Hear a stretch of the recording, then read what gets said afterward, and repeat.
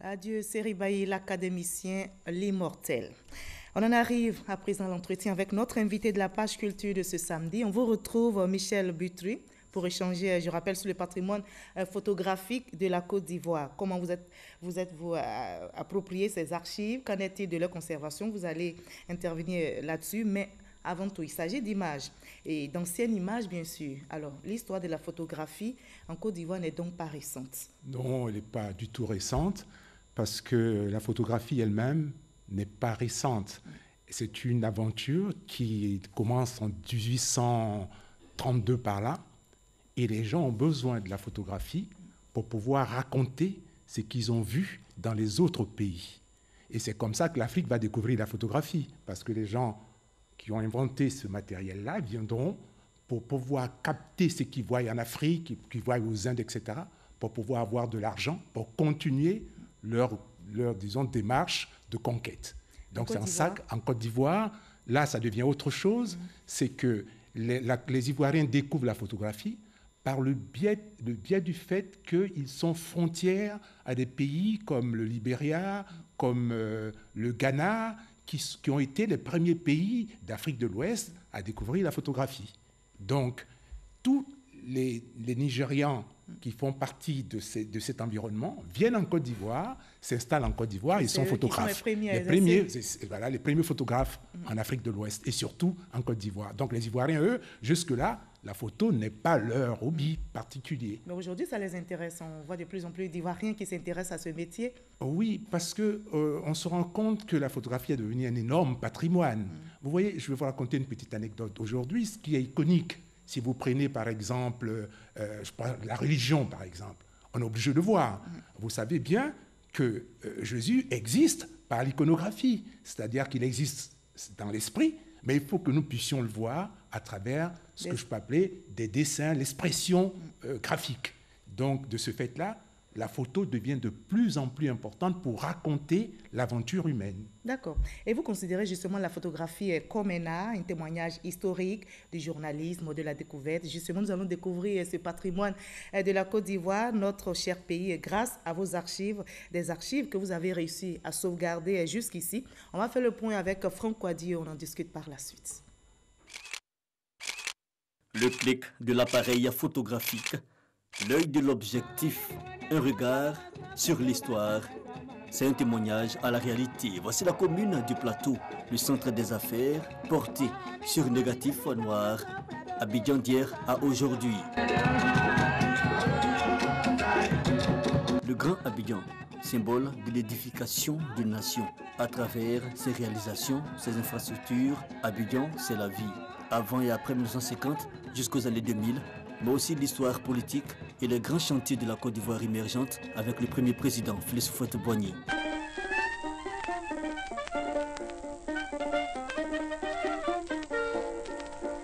Mémoire visuelle puisée à partir d'images authentiques du fond photographique Louis Normand, un témoignage des mutations territoriales des États ouest africains francophones, notamment celle de la Côte d'Ivoire. Témoigner de l'histoire, c'est à la réalité mieux définir l'avenir, surtout quand cela passe par la pellicule. Alors Michel Butry, dites-nous comment vous vous êtes approprié toutes ces archives que nous venons de voir. Alors c'est un heureux accident. Je me trouvais à Paris il y a un temps de ça et je me promenais sur les quais de la Seine. Vous savez, il y a des bouquinistes, des gens qui vendent des livres, des vieux livres. Et je trouve un travail que j'avais fait à l'époque pour un pays limitrophe qui était le Burkina. Et je demande au propriétaire de ce petit magasin comment ça se fait que mon travail se trouve là. Il me dit, écoutez, monsieur, il y a un monsieur qui est venu vendre des négatifs photographiques et qui sont très importants. Alors, je les achète rapidement, je vais vous raconter ça rapidement. Je les achète, je vais, c'est des négatifs, on ne voit pas. Pas trop cher. Hein? Non, ça m'a coûté pas mal. Ça, donc, je prends les négatifs, je vais les regarder et je vois qu'il s'agit de toute l'histoire de la Côte d'Ivoire. Donc, je cherche le photographe. On me dit qu'il est mort, je cherche sa famille dans toute la France, je trouve sa femme, et parce que les photos, on ne peut pas les utiliser comme ça, et j'achète les droits photographiques de ce photographe qui était Louis Normand. C'est comme ça. Quelle année ?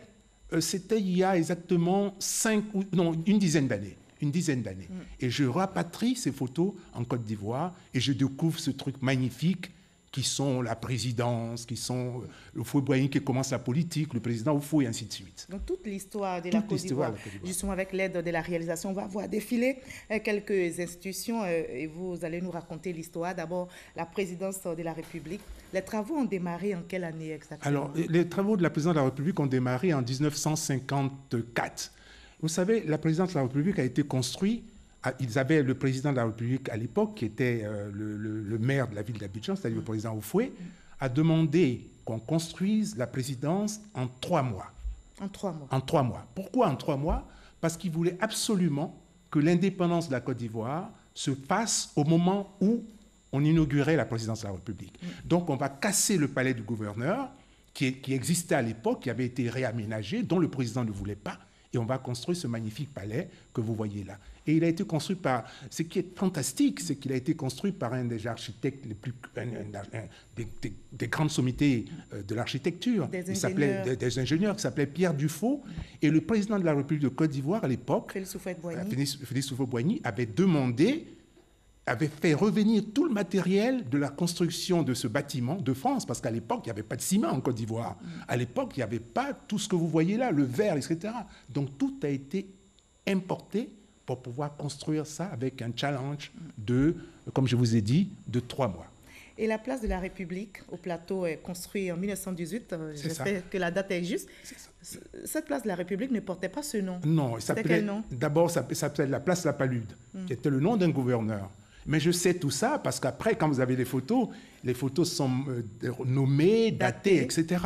Et cette place de la Palude était une place comme le jardin que vous avez au plateau en face des galeries, en face des galeries.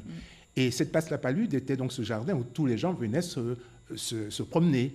Et par la suite, on a décidé de faire cette place, pour en faire ce que vous voyez là, la place de la République, pour que ce soit une connexion entre la Côte d'Ivoire et l'Interland. Et qui a donné ce nom, la place de la République? La place de la République, ça a été inauguré en 1900, si mes souvenirs sont exacts, en 1963 par là, par l'ancien maire d'Abidjan, qui s'appelait Konan Kanga. Il y avait toutes les autorités qui étaient là. Ils ont bâti ça en 1961. Un patrimoine riche. J'espère qu'un musée sera ouvert justement pour exposer toutes ces archives. Alors dites-nous, comment de l'aérogare d'Abidjan, on est passé à l'aéroport international Félix Houphouët-Boigny aujourd'hui? Alors l'aérogare d'Abidjan, il a été, lui, inauguré bien plus tard, hein. J'entends 1951, comme vous le voyez, écrit là-bas. Mais ce qui était intéressant, c'est que, vous voyez, la Côte d'Ivoire a été une véritable plaque tournante de l'histoire de l'Afrique de l'Ouest. Et les premiers avions, on ne peut pas s'imaginer, les premiers avions, ce qu'on appelait les hydravions, ils atterrissaient dans la lagune avant de venir avant d'être... Donc le garage aéroportuaire était à cet endroit. Et puis par la suite, ça s'est transformé, c'est devenu l'aéroport... ce qu'on appelle l'aéroport, il y a un nom particulier, aérogare, et puis après c'est devenu aéroport international Félix Houphouët-Boigny. Alors on a aussi les ponts, Félix Houphouët-Boigny et Charles de Gaulle. C'est ça. Ces ponts ont mis combien de temps pour la construction? Alors le pont de Félix Houphouët-Boigny, lui, la construction a commencé, disons qu'il a été inauguré en 1958. Mais avant ça, il y avait un pont flottant.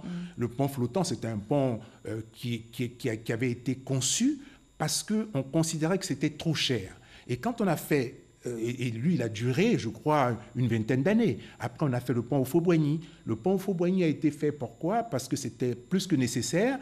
Et quand le projet a été mis en place, tout le monde disait que c'était trop cher, c'était trop onéreux de faire un pont de ce type. Et par la suite, le pont a été fait. Et c'était, comme vous pouvez le voir, et ça a été quelque chose d'extraordinaire, parce que ça permettait aux gens de pouvoir rallier le Treichville et Plateau. Parce qu'avant, pour relier Treichville au Plateau, ce n'était pas si facile pour les Africains qui habitaient à Treichville, parce qu'on fermait le pont flottant à une certaine heure et les gens ne pouvaient pas aller se promener au Plateau comme ils voulaient. Ouais. J'entends les Africains. Heureusement que ce pont a été construit. Alors, le premier président ivoirien, Félix Houphouët-Boigny, était surnommé le bâtisseur. Il ne portait donc pas ce nom en vain, d'après vos archives. C'est ça. Mais il ne porte pas ce nom en vain, parce que la photographie a ceci d'intéressant, c'est qu'il révèle l'âme des gens. Vous voyez, quand vous faites une photo, vous pensez, la plupart du temps, vous pensez que la photo ne va pas imprimer ce que vous ressentez dans la tête. Et souvent, ça l'imprime et vous vous rendez compte. Mais ce qui est intéressant par rapport au président de la République, Félix Houphouët-Boigny, c'est que la photographie, il commence la politique avec la photographie. Et je vais vous raconter une petite anecdote, c'est qu'il part à New York et il se rend compte que le président Kennedy avait donc des photos dédicacées. Et à son retour, il a fait faire les photos dédicacées, signées, qu'il donnait à ses visiteurs, dédicacées en son nom. Donc la photographie, c'est de la mémoire collective et il faut que nous en prenions garde. Parce que vous savez, témoignage historique. Parce que vous savez, j'ai que très peu de temps. Je voulais juste dire, vous voyez, maintenant, c'est ce qu'on appelle l'économie de la connaissance. L'économie de la connaissance, qu'est-ce que c'est? C'est tout ce qui nous appartient à nous tous, qui font partie de nos biens, disons, de nos biens immatériaux, qui valent aujourd'hui de l'argent. Ça veut dire que nous, Africains, on ne se rend pas compte de comment nous sommes riches. Je ne parle pas des matières premières. Et toutes ces archives que vous avez, la Val de l'Or, vous l'avez dit. Alors, dites-nous, en dehors de leur valeur culturelle, quels sont les avantages au plan économique de ces archives que vous détenez? Bon, au plan économique, c'est tout simple. Vous voyez, pour pouvoir avancer dans l'histoire, dans notre histoire, il faut qu'on sache d'où nous sommes partis.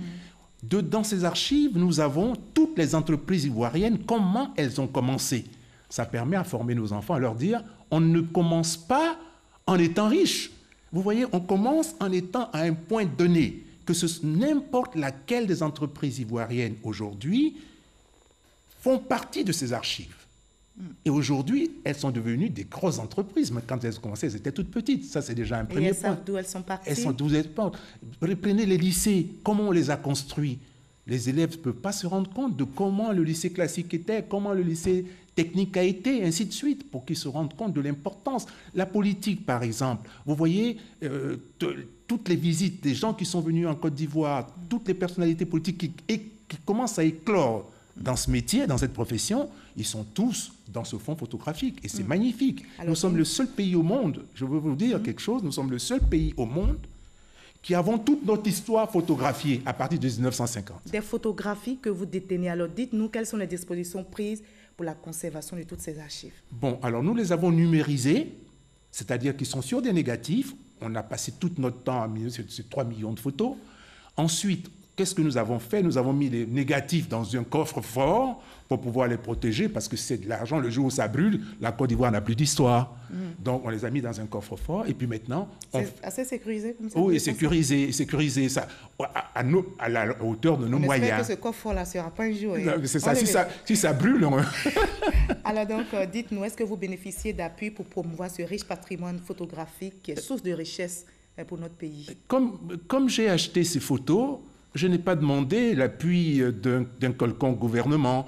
Et je me rends compte que c'est nous autres, nous, Ivoiriens, qui devons laisser des traces. C'est-à-dire que, vous savez, le jour où je vais disparaître, on dira, c'est Michel Butry qui a ramené les photos de la Côte d'Ivoire ici. Mais je n'attends rien de personne. Mais maintenant, si, par ailleurs, des personnes sont intéressées par ce projet, j'entends un projet, c'est un projet qui me dépasse, qui sont intéressés par ce projet, il n'y a pas de problème. Qu'est-ce que vous souhaitez? Qu'est-ce que vous envisagez? Dernière question. Mais qu'on fasse un musée de la photographie. Qu'on fasse un musée de la photographie. Si nous faisons un musée de la photographie, nous saurons comment faire pour que des gens viennent le visiter, se rendent compte de où nous sommes partis, où nous sommes, pour que notre mémoire à nous continue d'exister après nous. Et ça, on ne fait pas assez attention de la mémoire, de notre mémoire collective que nous devons protéger. Pourquoi on doit le protéger? À cause de nos enfants. Il faut que nos enfants sachent, vous savez, quand vous avez des photos de votre famille, de vos aïeux, etc., vos parents sont émerveillés. Et c'est pareil. Et vous dites que ça permet à l'économie de se développer, au tourisme, etc. C'est ça, parce que la photographie devient maintenant ce que j'appelle donc l'économie de la connaissance. La photographie fait partie de cette économie de la connaissance. Et cette économie de la connaissance, elle touche tout. Elle touche même nos collectivités. Elle se pose des questions, où est-ce qu'on va trouver l'argent? Où est-ce qu'on va faire ça? Mais l'argent se trouve sous leurs pieds. Et l'argent se trouve dans le sac de M. Michel Butry. Pas encore. On espère que ce musée-là sera ouvert pour pouvoir exposer toutes ces archives. En tout cas, merci Michel Butry d'avoir répondu à nos questions. Merci de nous permettre de témoigner par l'histoire, par l'image, l'histoire de notre cher pays, la Côte d'Ivoire, pour ne pas nous la faire raconter seulement avec des mots. Merci beaucoup, madame. Merci bien. Ce journal est terminé. Nous la conclurons non pas seulement avec des mots, mais avec des images, des extraits d'archives de Michel Butry, sélectionnés pour vous par Franck Quadio, des extraits révélant et dévoilant le riche patrimoine photographique de la Côte d'Ivoire, véritable source de richesse. Très belle soirée, CRTI 1.